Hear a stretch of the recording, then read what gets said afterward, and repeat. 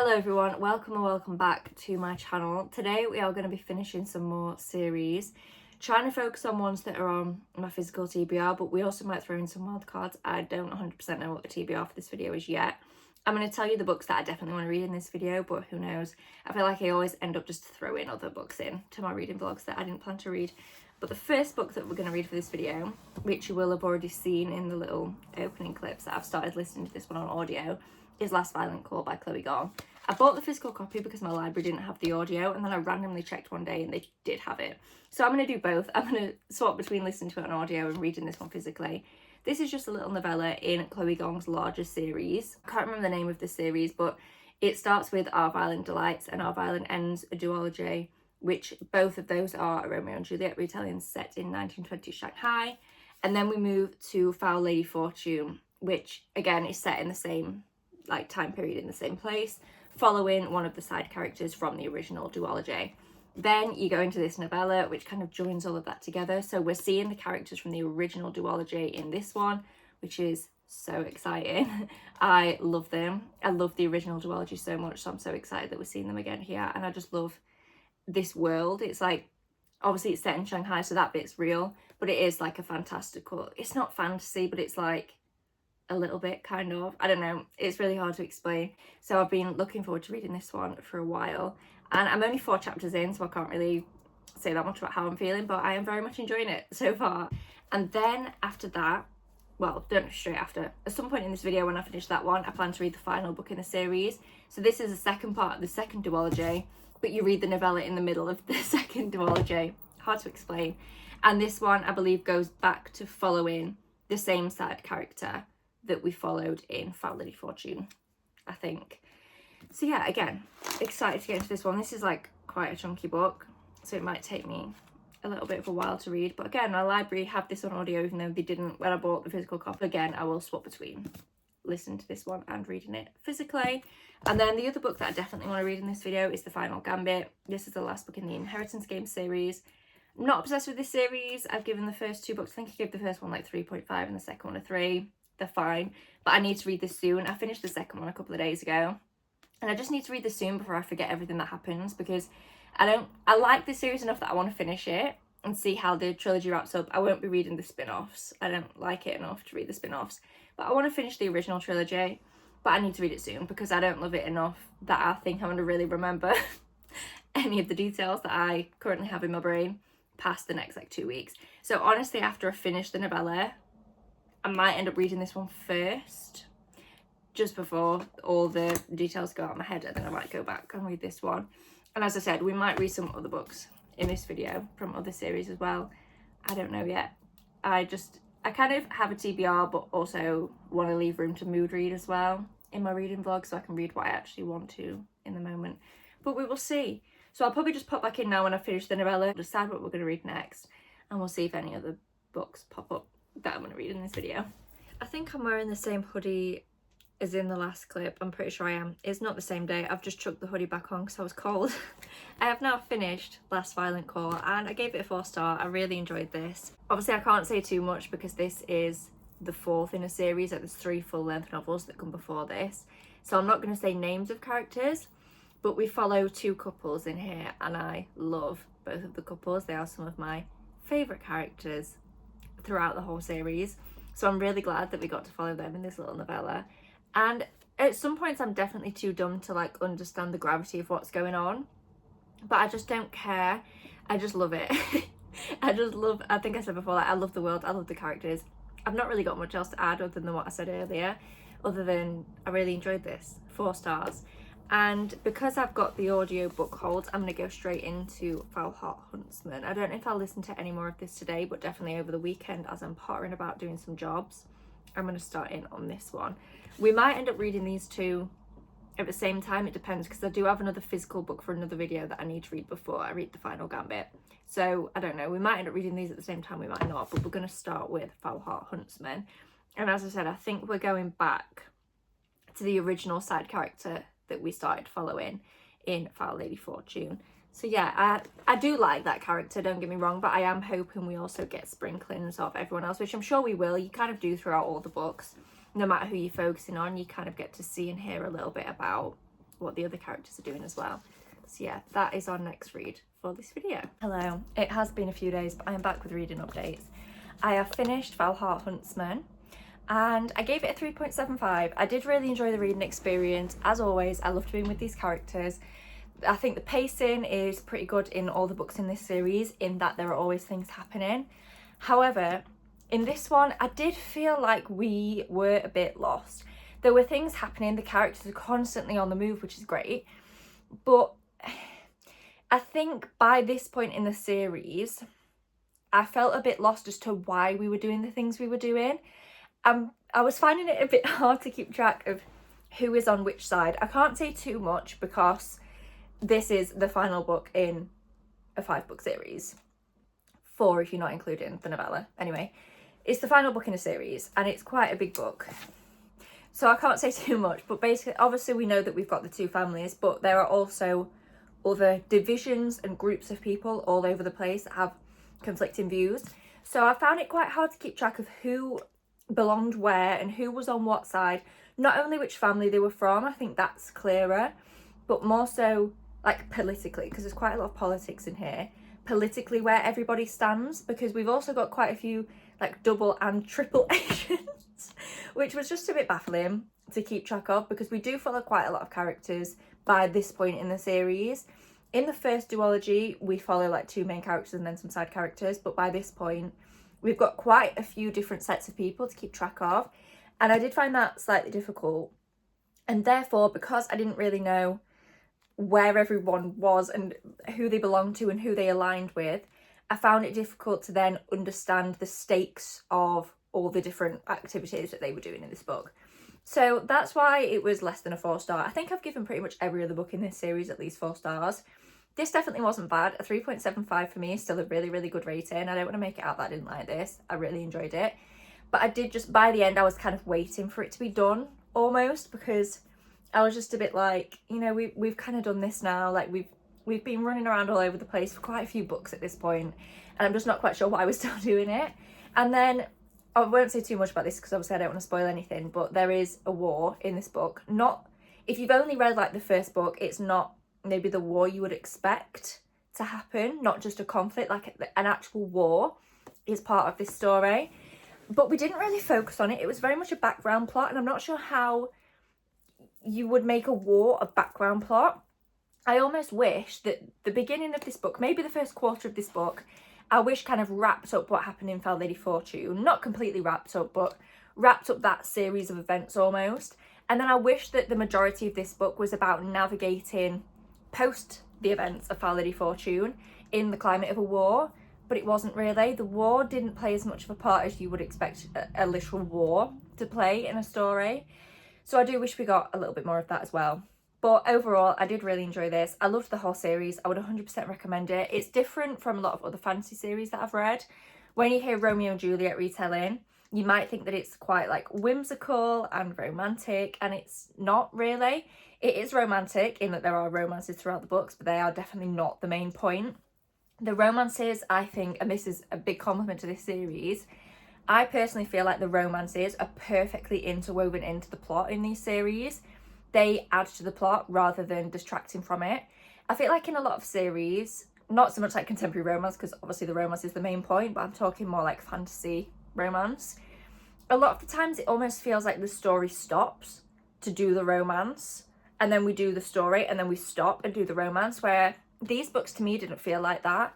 It felt all just so interwoven perfectly. Yeah, it just felt like it was all perfectly, just seamless. It all felt very, very seamless.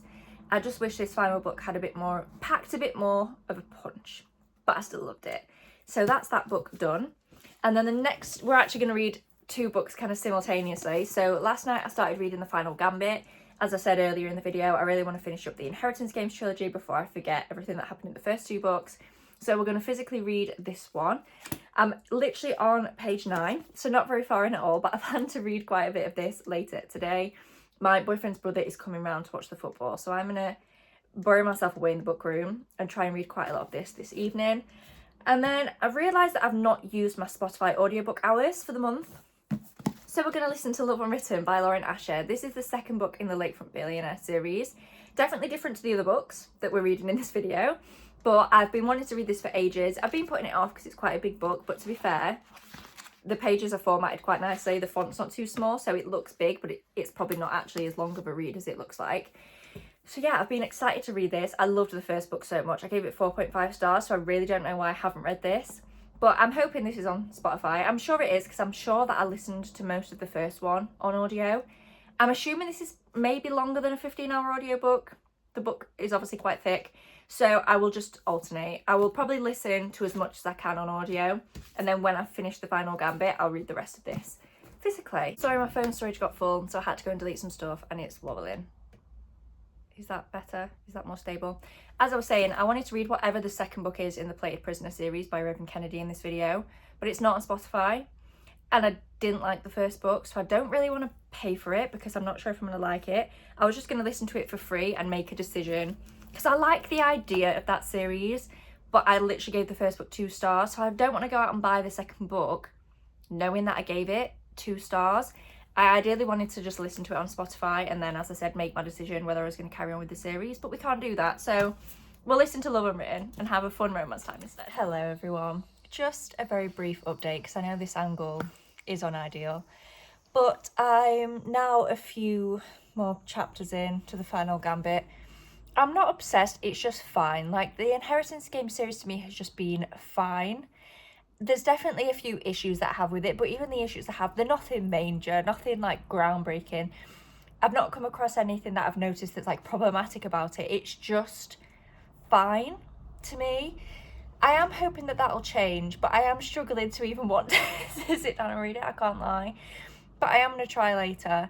But I'm in a really bad mood today. I'm in my luteal phase. I just want to cry. Like, I'm feeling sad. I know I'm laughing now, but seriously, I've just been moping all day and just feeling sad. I'm now on my lunch break from work, so I'm gonna go out, get out into nature. I don't think it's helping that it's not sunny. We've been so blessed to have a lot of sun recently, and usually I'm not too affected by that. I actually quite like it when it's like rainy and cozy. I think the problem is that it's not cold enough and it's not rainy to be cozy. Does that make sense? It's just gloomy but not cozy. But anyway, I'm going to go for a walk and I'm going to keep listening to Love Unwritten, which I am having much better luck with. As predicted, I'm loving it. I'm not that far in. I think I'm like maybe less than 20% in, so not that far. But I'm really loving it. I love that we've got the like plot of, because basically I don't even think I've literally explained what this is about at all. It's a very small town romance between our 2 main characters. It's a nanny romance. He's a single dad and he's struggling to build a relationship with his son. So we're seeing quite a lot of that. In his point of view, it is a lot of like him trying to build a relationship with his son, and the nanny, who is our female main character, has a very positive relationship with the son. So the single dad is also trying to navigate his feelings about that and kind of, yeah, just how he goes about being glad that his son has that figure in his life, but also feeling a bit jealous because he doesn't have that relationship with him. So even though I'm not a parent and I don't plan to have kids, I am finding that a nice addition to the book, just to have something else going on other than the romance, which the book definitely needs because it's so long. Like, I was really hoping there would be something else other than the romance going on to warrant the length of the book, and luckily there is. So yeah, I'm gonna keep listening to that. I'm gonna go out on my walk and hopefully this will improve my mood, even though there is no sun to be seen.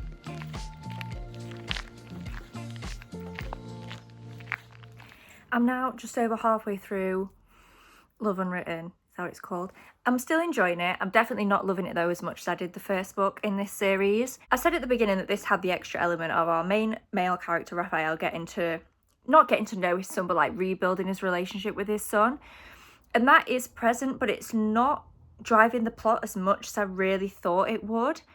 They're both just kind of ambling along. There's not really much of a central plot, which usually in a romance is fine, but again, for a book this big, I just need a bit more. Like in Love Redesigned, which was the first one in this series, they were put into a situation where they were like renovating a house together. So there was like a central, we're going from getting the house to having the house renovated. Do you know what I mean? There was like a beginning and an end, and we had to get there, like a central plot line, which the romance was kind of built around.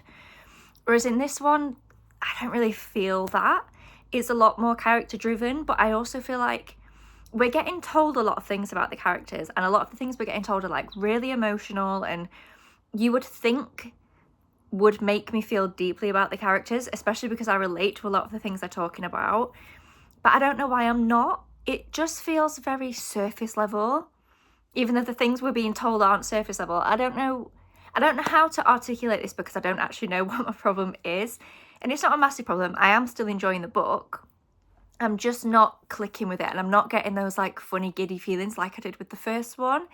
And at first I thought like, oh, is it because I'm listening to it on audio maybe?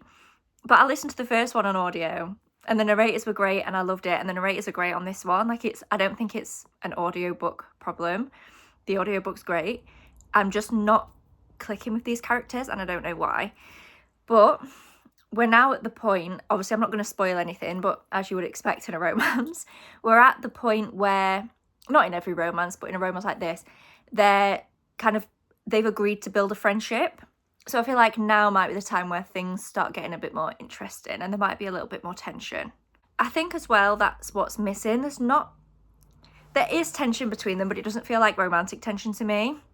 And I also feel like Lauren Ash has missed a little bit of a trick here, because these two knew each other in high school. I don't think they were like close at all. I don't think they were friends. I think they just knew of each other, and Ellie had quite a big crush on him. And I feel like I definitely wouldn't want this to be a dual timeline. That'd be a bit much. But I think we really could have benefited from just like 2 or 3 flashback chapters, or just some kind of flashback moments. Obviously they weren't together, so you wouldn't have like half of the book. But I just think if we could have had a few scenes of seeing them interact when they were younger, just to build a bit more believability into this. I don't know. There's just something that's a bit missing, but I am still enjoying reading the book. So I'm going to listen to some more of it now. I've got a few things to do around the house. I'm going to pop out to the shop. Please ignore the hair. I've just put it up on top of my head. But I've now finished Love Unwritten, and I'm going to give it a 3-star. Like, can anyone tell me why it needed to be this long? Ignore the folded corner. That's from where I got up to earlier. I just don't really understand. Furthermore, why did the book have 15 epilogues? That's slightly dramatic, but it was like 6 months later. Bonus content, epilogue, extended epilogue. Like, oh my god, I don't care enough to read like 4 epilogues. One of the epilogues was sweet, but I didn't need 4.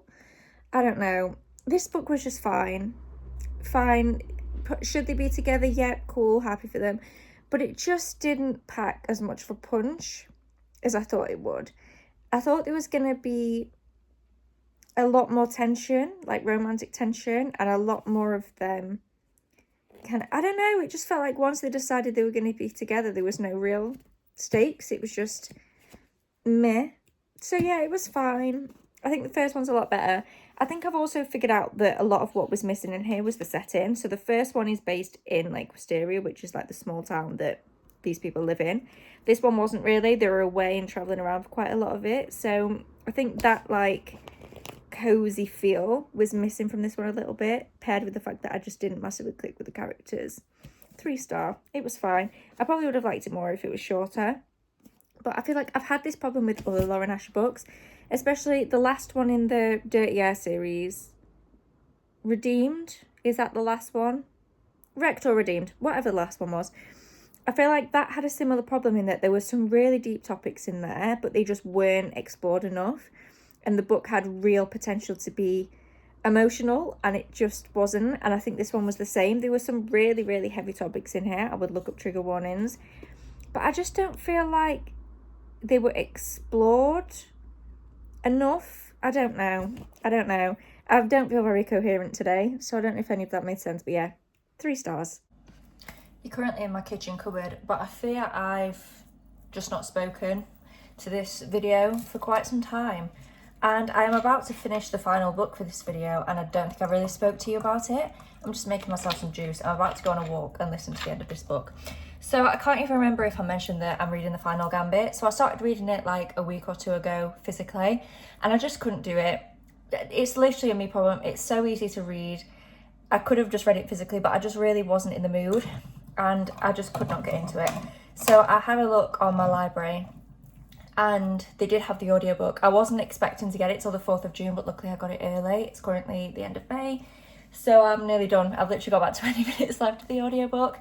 And I'll come back and speak to you properly, obviously, when I've finished it. But I can't lie, I'm not loving this series. I'm not obsessed with it. But I like Jennifer Lynn Barnes' writing. I just don't particularly care about these characters or this story anymore. Like, it was intriguing at first, but I feel like now it's just not really intriguing me. I'm just not really feeling bothered by anything that is happening. So I think I'll definitely give The Naturals a go. I already have the first Naturals book on my Kindle anyway, so I'll probably give that a go at some point, maybe when I'm on holiday or something and I just want like a quick read. So I'm not like completely put off the author, but I'm just kind of over this story, to be honest. I am just kind of over it. I'm just not obsessed. But I'll come back in anyway when I've finished. But I just wanted to let you know that my thoughts have remained the same pretty much throughout this whole book, unfortunately. But let's go out for a walk. I don't know where I'm going to go. Not far because it's forecast to rain. But anyway, let's go out on a walk and finish the final gambit.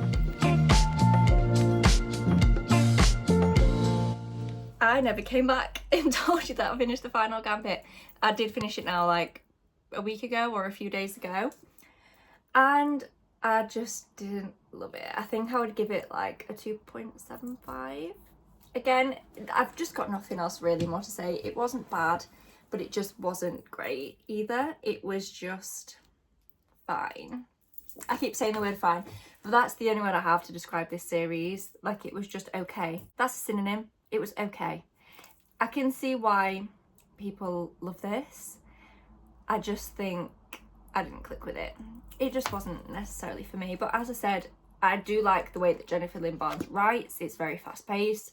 I think she has good ideas. I just think this series went a bit too far, like, off the point of the original mystery that we had. So I'm definitely going to read at least the first book in The Naturals, and hopefully that one will be a little bit more up my street. Did someone just knock on my door? And that brings us to the end of this video. So we've finished I think the series is called Secrets in Shanghai, or something to do with those words, by Chloe Gong. We finished that series, so that's one completely ticked off. We finished the Inheritance Game series, so that's 2 series completely ticked off. And I'm now up to date with the Lakefront Billionaire series by Lauren Asher. So all in all, quite a successful video. None of the books were particularly stand out, but that's fine. You know, we've ticked them off. They're off the TBR. We've been productive in this video. Thank you so much for watching. Please do give it a thumbs up down below if you enjoyed.